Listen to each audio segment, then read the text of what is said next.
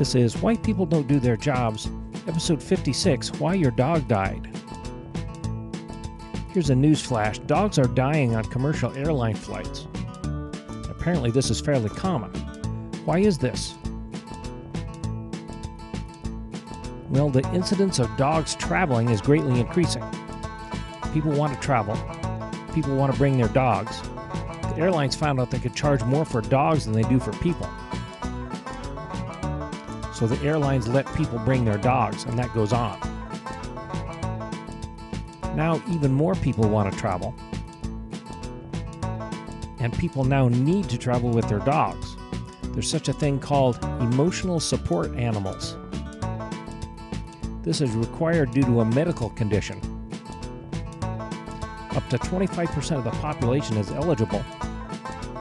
And there's been up to an 86% increase in the number of service animals, and the airlines found out they can't charge for service animals.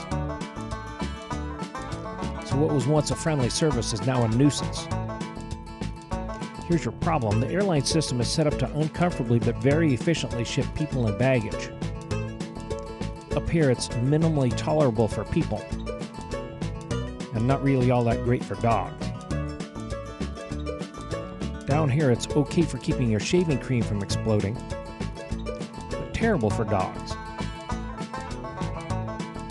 There's such a thing called brontosaurostructure. When the fundamental infrastructure of a system is so big and so old that it's impossible to respond to new conditions. Here's some examples. The electrical power grid, the highway system,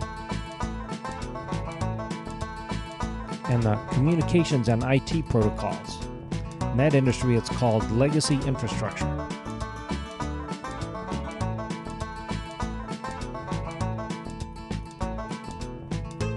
Flight attendants and baggage handlers are not prepared to deal with large numbers of dogs. It wasn't previously thought to be the airline's job to do this. So who in all this did not do their job? My vote, 51%, is entrenched mediocrity.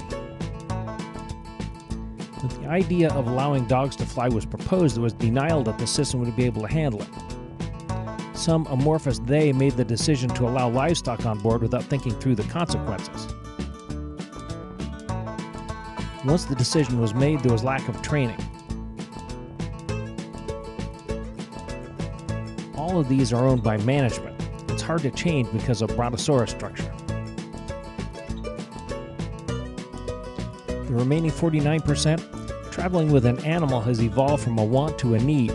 I don't have a good explanation for why this happened to large numbers of people. Brontosaurostructure keeps these big systems from evolving. People don't do their jobs, and this is why your dog died. Here's my YouTube channel. And here's my bibliography.